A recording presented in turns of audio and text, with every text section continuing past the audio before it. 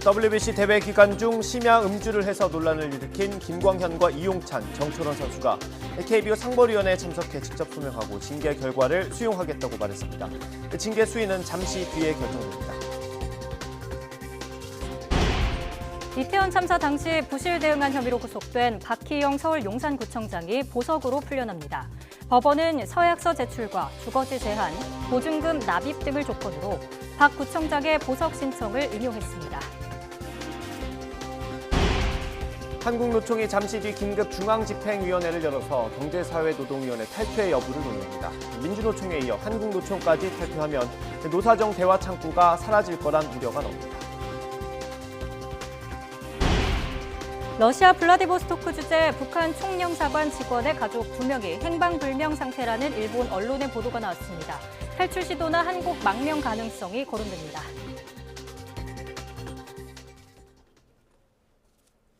뉴스앤 이슈 2부 이어갑니다. 이태원 참사 부실 대응으로 구속 기소된 박희영 서울 용산구청장과 당시 재난안전과장의 보석 청구가 인용됐습니다. 유가족들은 보석 청구가 인용되면 증거를 없앨 우려가 있다며 강하게 반발했습니다. 취재기자 연결해 자세한 내용 알아보겠습니다. 안동준 기자. 네, 사회부입니다. 네, 박희영 구청장이 풀려나는 게 얼마 만입니까? 네, 박희영 서울 용산구청장에 대한 구속영장이 발부된 건 지난해 12월 26일이었습니다. 그러니까 박 구청장은 구속된 지 5개월이 조금 넘어 풀려나게 되는 겁니다. 서울 서부지방법원은 오늘 박희영 용산구청장과 최모 전 용산구청 재난안전과장에 대한 보석 청구를 인용했습니다. 재판부는 서약서 제출과 주거지 제한, 보증금 납입 등을 보석에 대한 조건으로 걸었습니다. 이에 따라 서울 남부구치소에 수감된 박희영 구청장과 최모 전 재난안전과장은 검찰 지휘에 따라 오늘 석방될 예정입니다. 이태원 참사 유가족 측은 박 구청장의 석방에 강하게 반발하고 있습니다. 박 구청장이 구속된 사유가 증거 인멸에 대한 우려인데 불구속 상태로 재판을 받는 것이 말이 되느냐는 겁니다. 앞서 이태원 참사 부실 대응을 수사했던 경찰 특별수사본부는 박 구청장을 비롯한 용산구청 간부들이 수사를 앞두고 휴대전화를 바꾸거나 분실하는 등 증거 인멸을 시도한 정황을 포착하기도 했습니다. 네, 박 구청장 외에도 보석을 청구한 피고인이 있죠? 네, 경찰 정보보고서를 삭제하라고 지시한 혐의 등으로 구속 기소된 경찰 간부들도 지난 1일 보석을 청구했습니다. 김진호 전 서울 용산경찰서 정보과장과 박성민 전 서울경찰청 정보부장인데요. 보석 신문기일은 아직 잡히지 않은 상태입니다. 이태원 참사 책임자들에 대한 재판 과정이 길어지면서 구속된 피고인들에 대한 구속 만기일도 다가오고 있는데요. 대부분 다음 달 중순 정도에는 구속기한이 만기됩니다. 법원이 추가로 구속을 연장하지 않으면 기소된 뒤 6개월 뒤 만기되는데 이임재 전 서울 용산경찰서장 등 경찰 관계자들은 지난 1월 18일, 박희영 용산구청장 등은 구청 관계자들은 지난 1월 20일 기소됐기 때문입니다. 이에 따라 경찰 간부들이 보석으로 풀려나고 법원이 추가로 구속을 연장하지 않으면 이태원 참사 주요 피고인들이 불구속 상태로 재판을 받을 가능성도 생깁니다. 지금까지 사회부에서 YTN 안동준입니다. WBC 대회 기간 중 심야 음주를 해 논란을 일으킨 김광현과 이용찬, 정철원 선수가 KBO 상벌위원회에 참석해 직접 소명했습니다. 소명을 마친 뒤 김광현은 오늘 마지막으로 소명했고 거짓 없이 있는 사실대로 이야기했다며 상벌위 결과를 수용하겠다고 말했습니다. 이용찬과 정철원 선수도 사실대로 소명했고 상벌위 결정을 따르겠다고 밝혔습니다. 이들은 지난 3월 일본 도쿄에서 열린 WBC에 출전해 대회 기간 숙소 밖 유흥주점에서 술을 마셔 비판받았습니다. 과세 구조상 수입차에 비해 세금이 더 많이 붙어 역차별 논란이 빚어져온 국산 승용차에 대한 세금이 다음 달부터 줄어듭니다. 국세청이 세금 부과 기준을 낮춘 건데요. 출고가 4,200만 원인 국산 승용차의 경우 세금이 54만 원 낮아집니다. 취재기자 연결해 알아보겠습니다. 이승은 기자. 네, 경제부입니다. 네, 가격 인하 효과가 어느 정도 있을까요? 네, 그동안 차량에 붙는 개별 소비세는 국산차는 제조장 반출 단계, 그러니까 유통비용과 이윤이 포함된 가격을 기준으로 부과돼 왔습니다. 반면 수입차는 수입 신고 시 가격으로 과세되고 있습니다. 그 이후 판매 과정에서 유통비용과 마진이 발생하는데 수입차는 이 금액이 빠지면서 국산차보다 세금을 덜 내는 구조였습니다. 국산차에 대한 역차별 논란이 이어지자 국세청이 국내 생산 차량에 대한 세금 계산 방식을 개선하기로 했습니다. 이에 따라 다음 달부터 출고되는 국산 승용차부터 기준 판매 비율 18%가 처음으로 적용되면서 세금 부과 기준도 지금보다 18% 낮아집니다. 공장 출고가 4,200만 원인 현대 그랜저 승용차는 개별 소비세가 지금보다 54만 원 인하됩니다. 세금이 낮아진 만큼 소비자 가격도 떨어집니다. 출고가 4천만 원인 기아 소렌토는 52만 원, 르노 XM3는 30만 원, GM 트레일블레이저는 33만 원, KG 토레스는 41만 원이 각각 인하됩니다.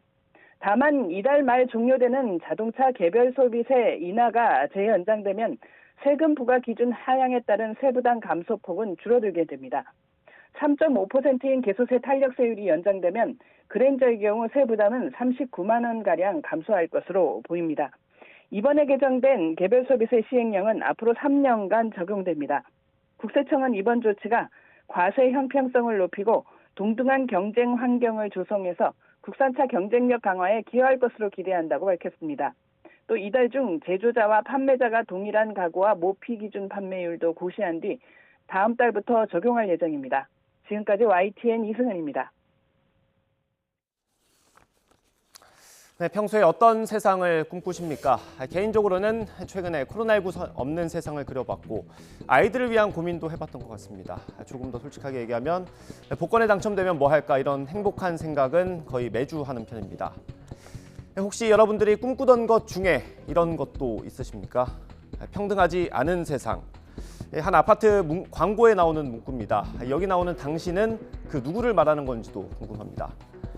이 아파트는 4년 뒤 서울 반포동에 들어설 예정입니다. 다 합쳐도 70세대가 조금 넘는 규모입니다. 분양가 한번 보겠습니다.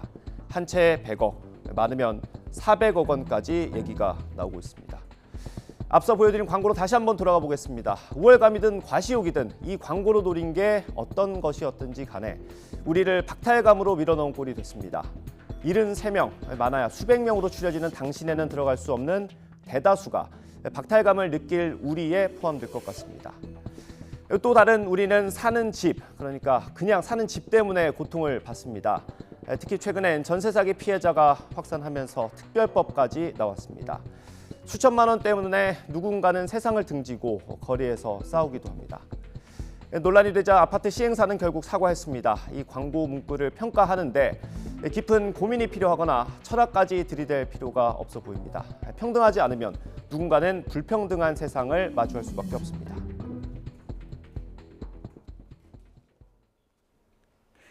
후쿠시마 제1원전 앞바다에서 잡힌 우럭에서 기준치의 180배 이르는 세슘이 검출된 거로 확인됐습니다. 지난 4월에도 세슘 기준치의 12배에 달하는 쥐노래미가 붙잡히면서 후쿠시마산 수산물에 대한 우려가 커질 거로 보입니다. 일본의 오염수 방류도 임박한 거로 보이는데요. 도쿄 현지 연결해 알아보겠습니다. 김세우 기자. 네, 도쿄입니다. 네, 후쿠시마 앞바다에서 잡힌 우럭, 방사능 수치가 어느 정도입니까? 네, 도쿄전력은 지난달 후쿠시마 원전 앞바다에서 잡은 우럭을 검사했습니다. 일본 식품위생법에서 정한 기준치는 1kg당 100베크렐인데요. 이번에 잡힌 우럭에서는 이러한 기준치의 180배에 달하는 18,100베크렐의 방사성 세슘이 검출됐습니다. 지난 4월에도 같은 장소에 잡은 쥐노래미에서 기준치의 12배에 달하는 1,200베크렐의 세슘이 검출되기도 했습니다. 우럭이 잡힌 장소는 원전 1, 4호기 바다 쪽 방파제인 것으로 파악됐는데 방사성 물질의 농도가 비교적 높은 내부의 물이 흘러나왔기 때문인 것으로 보입니다. 도쿄전력은 일단 물고기들이 항만에서 빠져나가는 것을 막기 위해 여러 개의 그물을 설치하고 있다고 밝혔습니다. 이런 가운데 해저터널 공사가 마무리 단계에 접어들었습니다. 방류가 초읽기에 접어들었다고 봐도 되겠습니까? 네, 사실상 해양 방류가 임박했다고 봐야 할 것 같습니다. 도쿄전력은 터널 시작 지점인 육지와 해안가 방류구에서 그제 오후부터 6,000톤에 이르는 바닷물을 넣기 시작해 어제 오전 작업을 마쳤습니다. 도쿄전력은 지난 4월 25일 1,030m 길이의 해저 터널을 완공했습니다.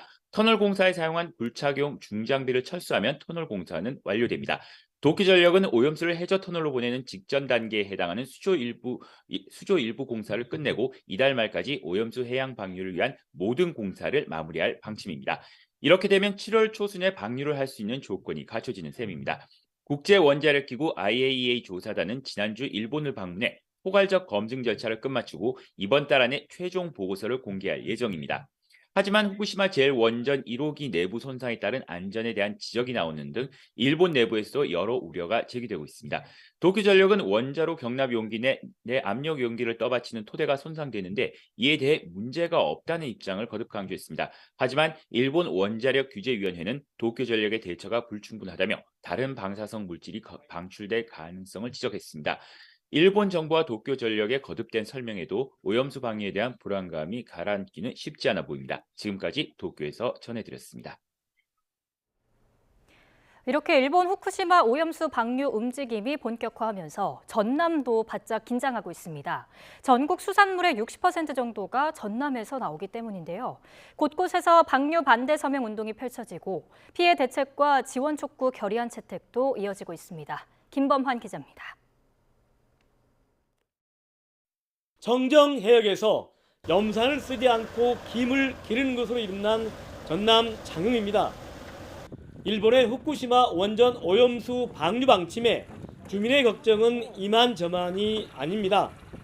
업을 생계업으로 사는 사람들이 참 많거든요. 근데 무상김이나 또 바다 저기들이 피해가 많겠죠. 그래서 우리 장군민은 절대 오염수 방류를 반대합니다. 주민들은 마침내 대대적인 오염수 방류 반대 서명 운동에 들어갔습니다.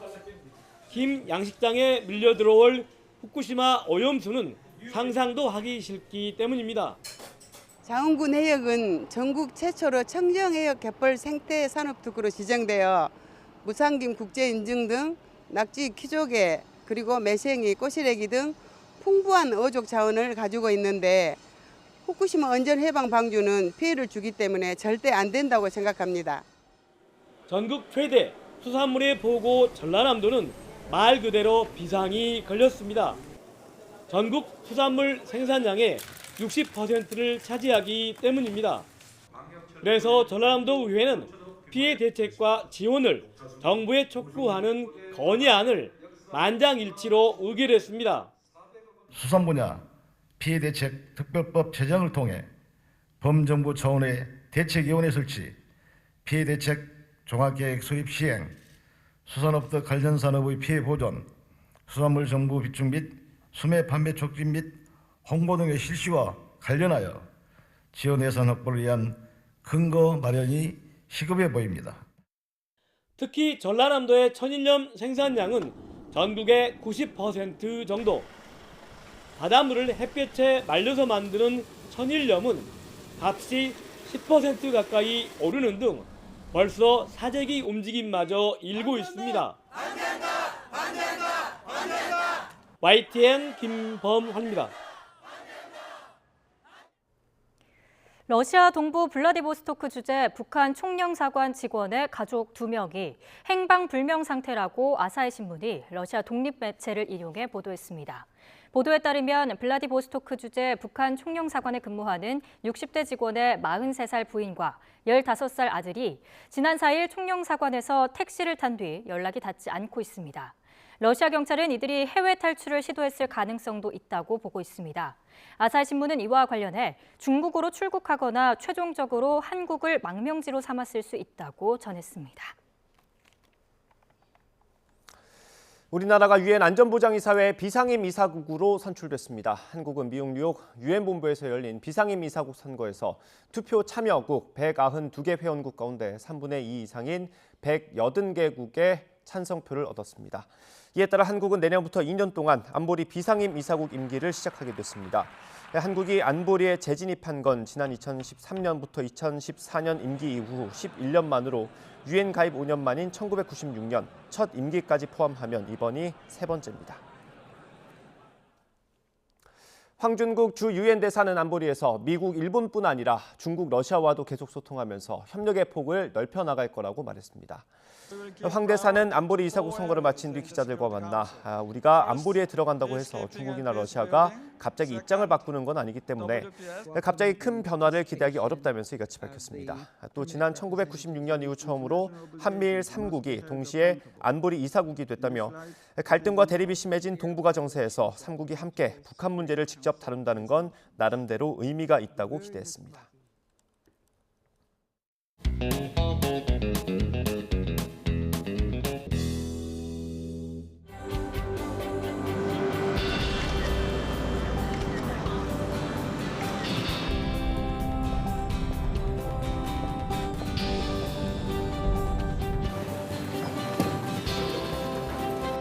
I particularly want to thank Я особое внимание на поставки аммиака, прописанных в Стамбульском соглашении.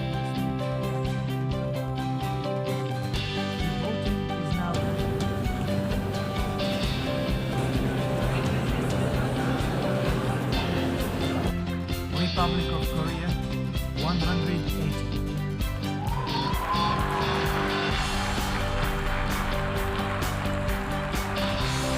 Of its international obligations must be held accountable. In this light, And we also welcome the participation of the Republic. 최원일 전 천안함장에 대한 비판 발언으로 논란을 빚은 민주당 권칠승 수석 대변인이 결국 고개를 숙였습니다. 오늘 권 대변인은 공당의 대변인으로서 부적절한 표현을 사용했다며 천안함 장병과 유족들을 비롯해 마음의 상처를 받았을 모든 분께 깊은 유감을 말씀드린다고 밝혔습니다. 이어 자신은 과거 국회 장관 청문회 과정에서 천안함 사건은 북한의 소행이라는 입장을 밝힌 바 있다고 덧붙였습니다. 앞서 권 대변인은 최원일 전 함장이 이래경 전 혁신위원장의 과거 천안함 자폭 언급 등을 지적하자 최 전 함장에 대해 부하를 다 죽이고 어이가 없다고 비판해 논란이 일었습니다. 하지만 민주당 혁신위원장에 임명됐다가 사퇴한 이래경 다른 백년 명예이사장은 천안함 자폭이라는 건 자신이 과잉 표현한 것이라면서도 정확히는 원인 불명 사건이라고 주장했습니다. 이 이사장은 오늘 취재진에게 보낸 입장문에서 마녀 사냥식 프레임에 대해 반론권을 행사하겠다며 이같이 밝혔습니다. 재작년 민주당 전당대회 돈봉투 의혹의 핵심 인물인 송영길 전 민주당 대표가 두 번째로 검찰에 나갔지만 검찰이 거부하면서 면담이나 조사는 이루어지지 않았습니다. 송 전 대표는 오늘 오전 서울중앙지검을 찾아 민주당을 이간질하고 국회의원들에 대해 구속영장을 청구할 게 아니라 자신을 소환하라며 검찰과의 면담을 시도했습니다. 그러나 검찰은 사전 협의를 한 적이 없고 조사 계획도 없다며 송 전 대표를 돌려보냈습니다. 면담이 불발된 송 전 대표는 검찰을 향해 강도 높은 비판 발언을 쏟아냈습니다. 송 전 대표 발언 직접 들어보겠습니다. 이정근의 녹취록을 가지고 민주당 전체를 벌집 쑤셔 놓은 듯 요란하게 수사를 하고 국회의원 2명 구속영장을 청구한 검찰이 김건희 여사는 소환은커녕 서면 질문도 못하고 있습니다. 이원석 검찰총장에게 질문하고 싶습니다.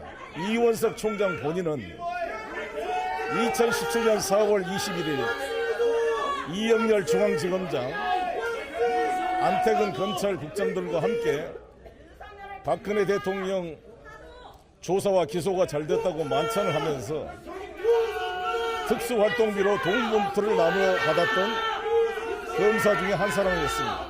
이 사건으로 제대로 처벌받은 검사가 없고 이원석 검사는 윤석열 한동훈 특수부 검사 출신 패거리 찬스로 검찰총장이 되었습니다.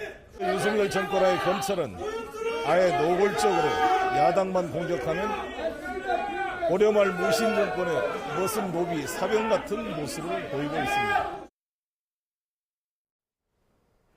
오지 말라는 검찰, 그래도 가겠다는 송영길 전 더불어민주당 대표. 둘 사이 기싸움이 팽팽합니다. 지난달 2일 기습 출두한 일에 이어서 송 전 대표가 또 자진 출석을 했는데요. 정치인들이 부르지도 않은 검찰에 스스로 나가 조사받겠다는 사례, 흔한 일은 아니죠. 그렇다고 이번이 처음인 것도 아닙니다. 이회창 전 한나라당 총재도 20년 전 불법 대선 자금 의혹과 관련해 검찰에 자진 출석해 조사받은 적이 있는데요. 국민께 한 말씀 해주시죠. 한 말씀 해주세요. 나중에 얘기하죠.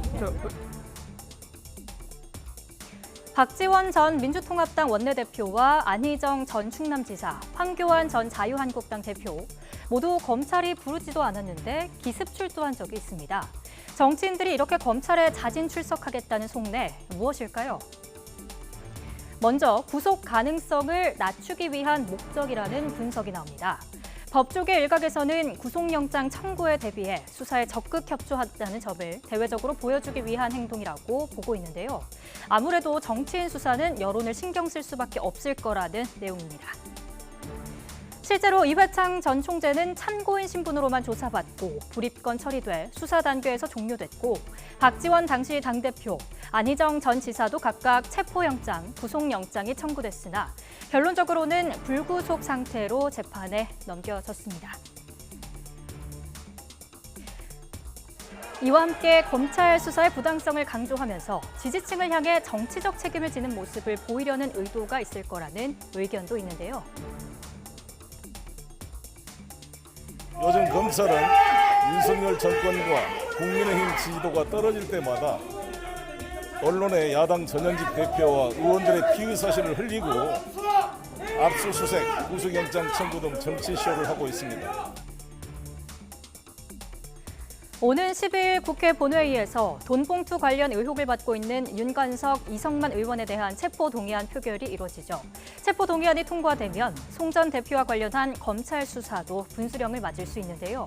송영길 전 대표의 자진 출석 카드, 묘수가 될지 자충수가 될지 검찰 수사 향방에 관심이 쏠립니다.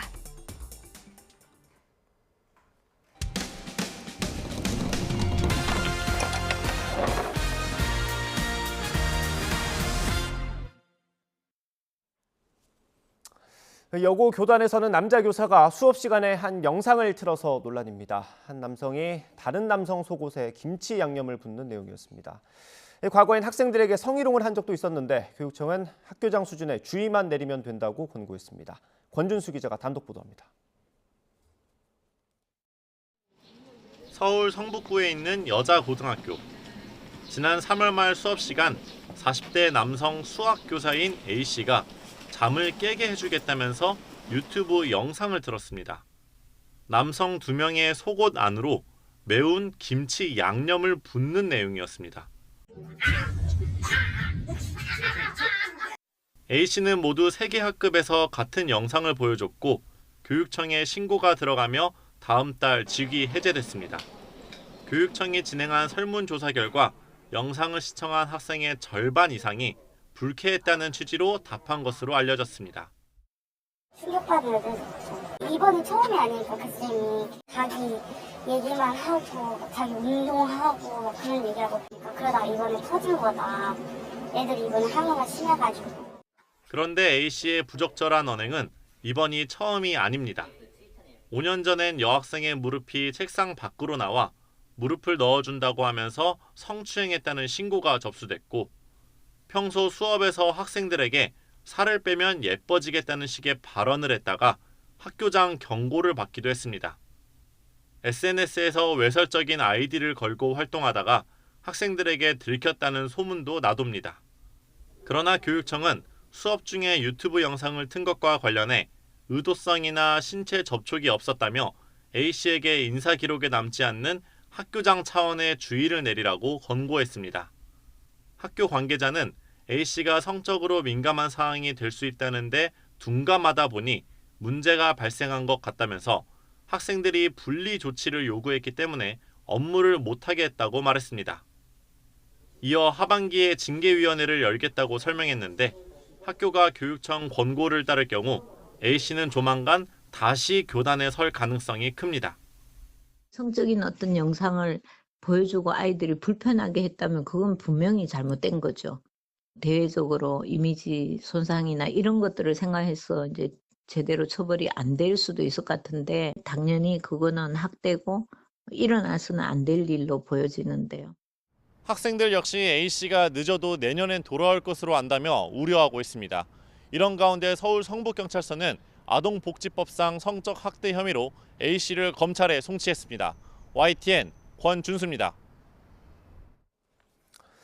민주노총 아시아나항공 조종사 노동조합이 코로나19 위기 극복에 대한 정당한 보상을 요구하며 무기한 쟁의 행위에 돌입했습니다.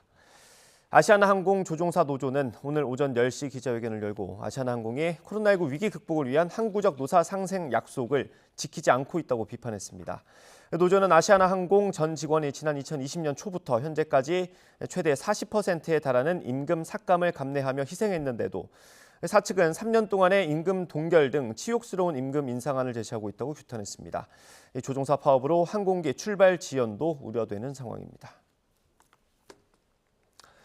가짜 다이아몬드를 담보로 새마을금고에서 380억 원가량을 대출받은 대부업자와 이걸 도운 새마을금고 전 간부가 항소심에서 감형받았습니다. 서울고등법원은 특정경제범죄 가중처벌법상 알선 수재 혐의 등으로 기소된 새마을금고 중앙회 전 고위 간부 A씨에게 징역 4년과 벌금 1억 2천만 원을 선고한 1심과 달리 징역 3년 6개월과 벌금 8천만 원을 선고했습니다. 또 사기 대출을 받은 대부업자 B씨에게는 징역 4년을 선고한 1심을 깨고 징역 3년에 집행유예 5년을 선고했습니다.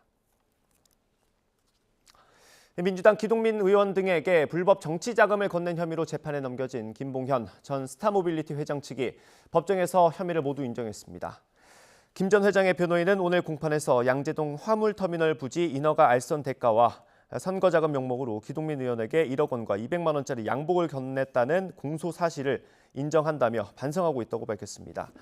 반면 기 의원 측은 지난 공판에서 양복을 받은 사실은 있지만 대가성은 없었고 나머지 금품은 받은 적이 없다며 혐의를 부인했습니다. 고위공직자 범죄수사처 출범 당시 1기로 임용됐던 검사 1명이 추가로 사직 의사를 밝혔습니다. 공수처 수사 1부 소속 최진홍 검사는 최근 1신상의 이유로 사의를 표명했습니다. 최 검사의 사표가 수리되면 공수처는 출범과 함께 임용된 검사 13명 가운데 9명이 떠나 이제 4명만 남게 됩니다.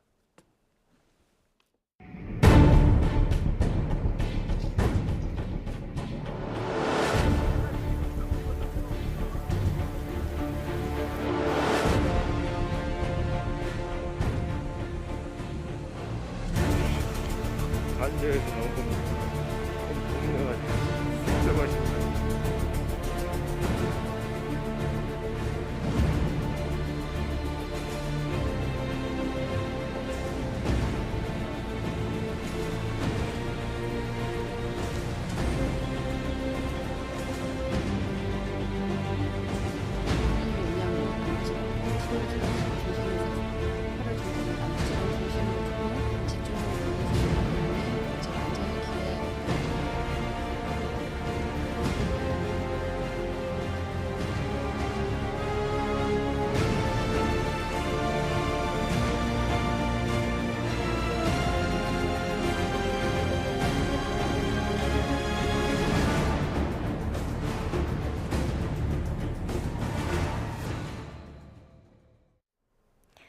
지난해 한반도를 강타했던 장마가 올해도 역대급 호우를 동반할 수 있다는 예측이 나오고 있습니다. 기상청은 보름 정도 남은 오는 19일 제주 지역부터 장마가 시작될 거로 보고 있는데요. 과거 사례들을 참고한 장마철 대비책 미리 함께 알아보겠습니다. 가장 중요한 건 위험 상황을 미리 파악하는 일입니다. 자신이 속한 지역이 과거 침수가 됐거나 산사태가 발생했는지 등 위험 요인이 있는지 확인하고 재난 예경보를 수시로 수신할 수 있도록 TV, 라디오 등과 함께 정부 재난 포털 앱 안전 디딤돌을 스마트폰에 설치해두면 좋습니다. 유사시 대피로를 미리 숙지해두는 일도 필요합니다. 홍수로 인한 침수 우려가 있을 때 건물의 높은 장소를 비롯한 대피 장소와 경로를 미리 숙지하고요. 가파른 길이나 산사태 위험 지역 등도 파악해서 위급한 상황에 피해야 할 곳도 미리 확인해둬야 합니다. 폭우에 지하 주차장이 침수되면서 인명피해가 발생한 일도 있었죠. 이 때문에 지하시설을 둔 건물에는 미리 물막이판과 모래주머니를 비치하는 일이 필요한데요. 정부에선 긴급 상황에서 빠른 대응을 위해 있도록 설치자를 사전에 지정하도록 권고했습니다. 현관부의 출입 부분이 단 차이가 없거나 지면과 거의 같은 높이일 경우에는 계단실을 통해서 물이 이제 유입되는 경우들이 발생하고 또 이렇게 물이 차는 경우에 현관문이 잘 열리지 않을 정도로 바깥에 물이 어느 정도 찬다 그러면 문이 잘 열리지 않는 이런 상황들도 발생을 하거든요. 그래서 창문 같은 경우는 물막이판으로 차수를 한다 하더라도 현관이라든지 출입구 같은 경우는 모래주머니 같은 것들을 쌓아서 갑작스럽게 지하가 침수될 경우 차량 등은 두고 몸만 탈출해야 합니다. 대피할 때는 구두 슬리퍼보다는 운동화가 용이하니 이 점도 미리 숙지하면 좋겠습니다.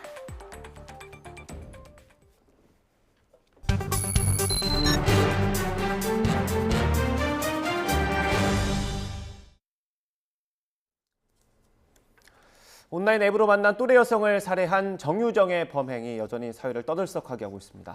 범행 동기가 무엇인지를 두고 여러 분석이 나오는데요. 우선 사이코패스 검사를 진행한 결과 수치가 정상인 범주를 넘어선 거로 전해졌습니다. 오늘 유원대 경찰학부 연건웅 교수와 함께 자세한 내용 알아보겠습니다. 어서 오세요. 어서 오십시오. 안녕하세요. 일단 시청자 여러분들의 이해를 돕기 위해서요. 수사기관에서 범죄 심리 분석 자문을 많이 해주신 프로파일러로 활동을 하셨다고 들었습니다. 일단 이 프로파일러가 어떤 일을 하는지 설명을 해주시면 도움이 될 것 같습니다. 네, 프로파일러의 이제 사전적인 의미 자체가 윤곽을 그린다라는 뜻입니다. 그러니까 이 범죄의 윤곽을 그린다라는 이야기인데요.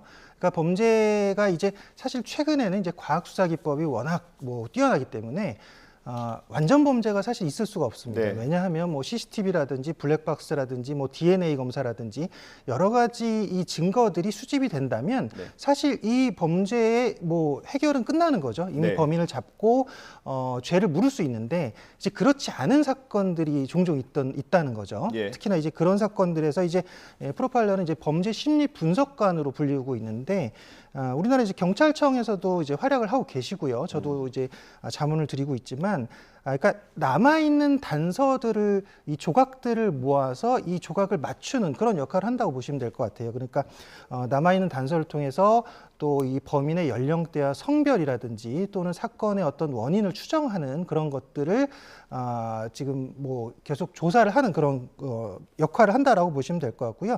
또 예를 들어 범인이 잘 잡히지 않는다라고 하면 도주 은신처라든지 도주 경로라든지 이런 것들을 파악할 수 있습니다. 특히나 이제 용의자의 범위가 좁혀지지 않을 때 용의자의 범위를 좁혀준다든지 또는 아까 말했듯이 증거가 모자란 그런 경우에 또 이제 이 라포를 형성해서 이제 피해자에게 이제 그 범죄자와 친밀감을 형성하고 또 자백을 유도해내서 이 범행을 해결하는 그런 역할도 하고 있습니다. 예. 네. 사건의 윤곽을 그리는데 굉장히 여러 가지 일을 하고 계시잖아요. 그중에 가장 관심이 쏠리는 게 지금 정유정의 이 사이코패스 진단 여부입니다. 그 부분에서는 어떤 일을 하게 되시는 겁니까? 일단 정유정 사건은 일단 부산청에서 맡고 있고요. 이게 부산청에서 일단 기소가 됐고 현재 구속 상태에서 검찰로 넘겼습니다. 그래서 여기서 그 사이코패스 검사를 하는 이유는 일단 이 범행의 동기를 파악해야 되기 때문에 사이코패스 검사를 하는 거예요. 그래서 지금 보통 이제 이 범행의 동기가 사실 내가 살인을 하고 싶었다. 그래서 살인을 했다. 지금 이것인데 여기에 그럼 추가적으로 왜 사람을 이렇게 죽이고 잔혹하게 시신을 훼손했냐. 이 부분을 이제 밝혀내야 되는데 이 부분에서 이제 우리가 과거에 있었던 그 이제 연쇄살인마들, 유영철, 강호순 이런 그 범죄자들에 대해서도 사이코패스 검사를 하는 이유가 이들이 범죄 동기가 과연 도대체 무엇인가를 밝히기 위한 것이고 이번에 이제 정유정 같은 경우는 부산청에서 밝혔듯이 이제 27점이 나왔거든요. 네. 27점이 나오면 이제 강호순 연쇄살인마 강호순이 27점이 나왔고요. 네. 또 유영철 같은 경우는 우리 그 38점이 나왔단 말이죠. 그러니까 우리나라 이렇게 정상인의 범주, 우리나라에서 이제 정상인의 범주는 보통 이제 15점 정도가 나오는데 네. 한참 넘어선 그 점수가 나왔다라고 보시면 될 것 같아요. 그래서 이런 것들이 어떤 범행 동기를 밝히는데 어떤 요소가 되지 않을까라고 보시면 될 것 같습니다. 예, 알겠습니다. 일단 언론 보도를 보면 정유정의 점수가 그 정도라고 지금 나오는 것 같고요. 저희가 조금씩 궁금한 부분을 조금씩 나눠봤습니다. 그래서 그래픽을 하나 만들었는데 그래픽 처음 준비된 거 키워드 좀 띄워주시겠습니까?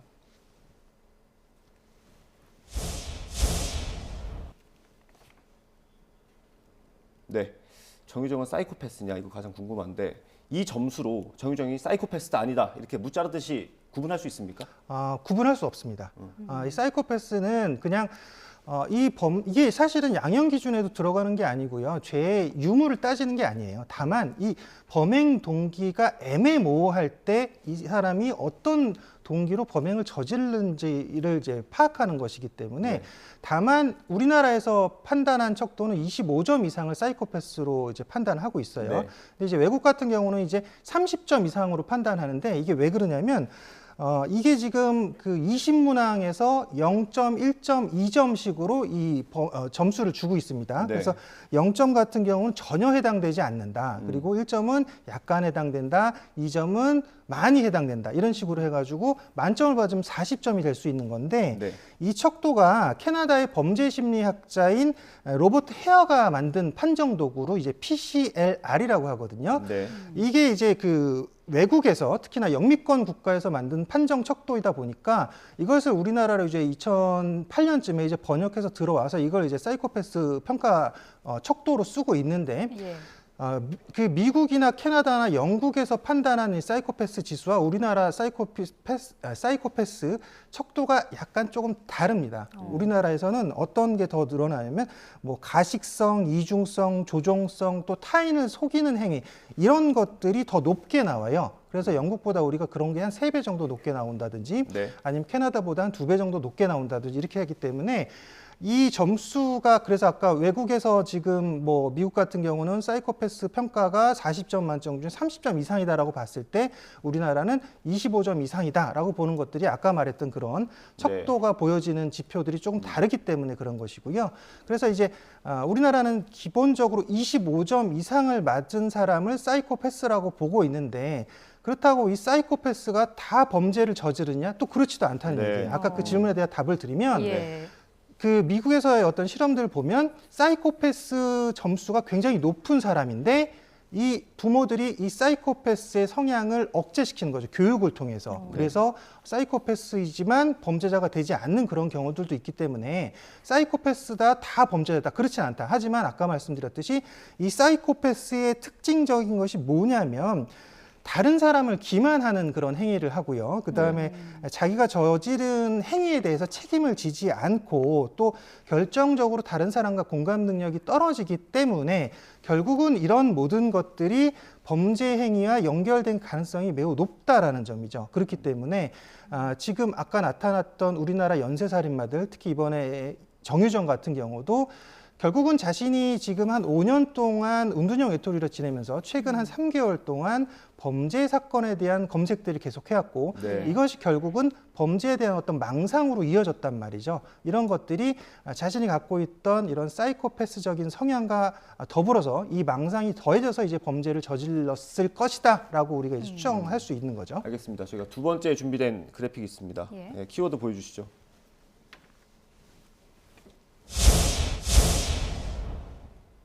네. 이 사이코패스 점수로만 계속 얘기를 하니까 잘 와닿지 않아서 예전의 사례들을 한번 비교해서 이야기해보는 시간 가져보겠습니다. 먼저 앞서 설명해 주셨지만 연쇄살인범 유영철 38점입니다. 40점 만점이니까 정말 네. 만점에 가까운 점수를 받은 거잖아요. 맞습니다. 이게 우리나라에서는 가장 최고점인 건가요? 네, 우리나라 범죄자 중에서 이제 사이코패스가 지금 검사를 하는데 예. 검사를 받았던 범죄자 중에는 유영철이 가장 높게 나왔습니다. 38점이면 예. 사실은 이건 거의 만점이라고 보시면 될 것 같아요. 점수상만 38점이지 거의 만점에 가깝다. 뭐 조두순 같은 경우는 아까 말씀드렸지만 27점이 나왔었고 또 조두순이 29점, 예. 강호순이 27점이 나왔었거든요. 네. 근데 이제 여성 범죄 최근에 이제 계곡살인했던 이은혜 같은 경우가 여성 범죄 중에 가장 높게 나왔었어요. 31점이 나왔었거든요. 예. 그러니까 이은혜보다는 조금 낮게 나왔지만 정유정도 굉장히 높은 점수가 나왔다라고 보시면 될 것 같아요. 이 이은혜와 비교를 해보면요. 이은혜의 범행은 굉장히 계산된 범행 아니었습니까? 네. 근데 지금 정유정은 좀 빈틈을 보이기도 했단 말이에요. 네. 그런 건 그 점수의 차이로도 설명이 가능합니까? 그러니까 이 범행 동기가 다르죠. 이은혜 같은 경우는 자신의 어떤 그 안위, 행복을 위해서 범죄 타겟을 결정을 하고서 저지른 범죄인 것이고 지금 정유정 같은 경우는 나는 살인을 하겠다라고 해서 범행 대상을 거꾸로 물색한 경우죠. 그렇기 때문에 오히려 사실 사이코패스, 우리가 생각하는 그런 사이코패스 사실은 불특정 다수를 대상으로 범행 대상을 찾아서 살인을 하겠다라는 그런 우리가 생각하는 사이코패스에는 사실 정유정이 더 맞다고 보시면 될 것 같아요. 아, 그 범행 동기 부분에 있어서 말씀해 주시는 거죠? 네, 맞습니다. 네. 그렇군요. 또 이기용도 한번 살펴보면 네. 진단 불가 결론이 나오기도 했잖아요. 네, 네. 진단 불가가 뭐예요? 그 사이코패스를 판단하는 기준에 지금 충족하지 않았다라고 경찰이 발표를 했어요. 그래서 이게 사이코패스를 무슨 살인 범죄가 났을 때 이 사이코패스를 무조건 이 척도로 검사하는 게 아닙니다. 특정 사건에 있어서 이게 사안이 좀 심각하다든지 또는 잔혹한 살해 방식을 썼다든지 이랬을 때 이제 사이코패스 여부를 이제 판단하는 건데 이기영 같은 경우는 사이코패스를 판단한 여러 항목 중에 일부 항목에 대한 평가 자료가 현재로서는 부족하다라고 경찰이 밝혔거든요. 그러니까 사이코패스로 판단하기가 어렵다라고 한마디로 얘기한 건데 추가적으로 그 전주환 같은 경우 있었어요. 신당동 살해. 그것도 굉장히 잔혹했었잖아요. 그래서 전주환 같은 경우도 그럼 사이코패스 아니냐라고 이제 궁금해했었는데 경찰에서 밝히기로는 이 사이코패스와 스토킹은 양립하기가 어렵다. 이건 사이코패스랑 스토킹은 좀 다른 거거든요. 왜냐하면 사이코패스는 누구 좋아하지 않습니다. 근데 전주환은 누굴 좋아했죠. 연민 이런 게 없으니까 좋아할 수도 없는 건가요? 그렇죠. 감정의 공감 능력이 떨어지기 때문에 사이코패스는 그래서 누굴 좋아하지 않죠. 좋아한다고 해도 그거는 범행을 목적으로 해서 좋아하는 척을 할 뿐이지 실제로 좋아하진 않습니다. 그러니까 이런 거라고 보시면 돼요. 타인이 눈물을 흘렸어요. 예를 들어 피해자가 이 사이코패스가 살해를 했어요. 근데 살해 현장에서 그 옆에 같이 있던 동료가 있다고 가정을 하면 울 거 아니에요. 그렇죠. 슬프니까. 근데 무섭고 그래서 두려운 감정도 있을 것이고 무서운 감정도 있어서 울고 있는데 사이코패스는 거기서 그 사람을 보면서 전혀 공감하지 못한다는 거죠. 왜 울어? 이렇게 생각하는 거예요. 이게 사이코패스의 특징이라고 보시면 되는데 아까 이제 전주환 같은 경우는 이제 아까 말했듯이 스토킹은 이제 누구를 극렬하게 이제 사실 잘못된 형태로 쫓아다니다 보니까 나타나는 그런 악질적인 범죄이기 때문에 요거는 이제 그렇게 판단을 했었고요. 이기영 같은 경우는 이제 또 아까 말했듯이 사이코패스로 좀 판단하기 좀 어렵다라고 했는데 옛날에 그 김태현 같은 경우도 있었어요. 세모녀 살해했던 그 사건 있잖아요. 거기도 이제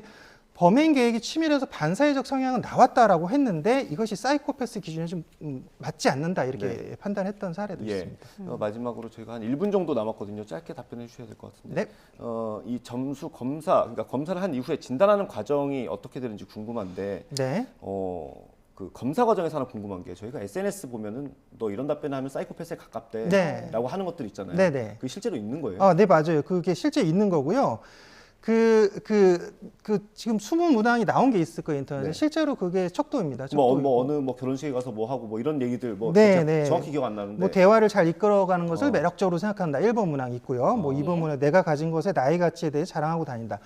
이 주변에 거짓말에 능하다. 이런 문항들이 이제 20가지가 있는데 여기에 이제 특이한 문항이 보면 그런 게 있어요. 18번 문항 연애를 길게 이어가지 못한다. 이런 문항이 있는데 이게 왜냐면 사이코패스는 실제로 연애를 길게 하지 못합니다. 다만 연애를 길게 한다는 것은 그 상대방을 종속시켜서 이 사람을 이제 사실 이용하려는 그런 의도로 연애를 길게 가는 것이지 기본적으로 연애를 짧게 할 수밖에 없고요.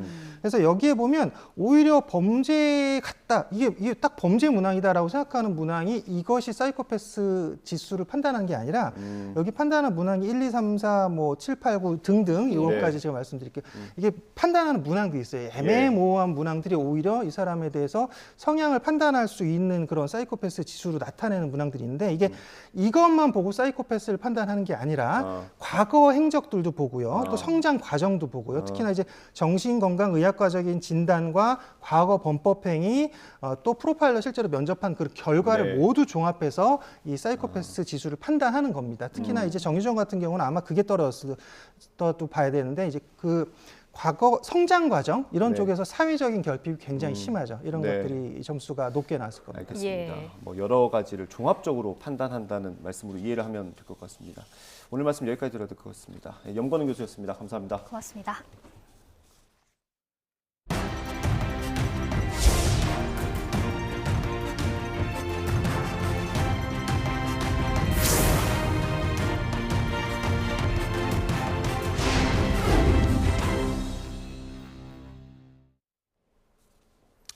한국야구위원회 KBO는 조금 전에 상벌위원회를 열고 지난 3월 WBC 대회 기간 중에 유흥주점에서 음주를 한 선수들에 대해 징계를 논의했습니다. 김광현과 이용찬, 정철원 3명의 투수에 대한 제재인데요. 곧 공식 발표 예정입니다. 취재기자 연결해 알아보겠습니다. 김상익 기자. 네, 김상익입니다. 예, 아직 결과는 안 나온 거죠? 네, 그렇습니다. KBO는 오늘 오전 11시 상벌위원 5명 중 4명이 참석한 가운데 상벌위를 열고 WBC 음주 논란을 일으킨 선수 3명에 대한 제재를 논의했습니다. 회의는 이미 1시간 전쯤에 모두 종료됐는데요. 발표 전에 허구현 총재의 마지막 결재만을 기다리고 있는 상태입니다. 제재 대상 선수는 이미 알려졌다시피 SSG의 김광현, NC의 이용찬, 두산 정철원 투수 3명입니다.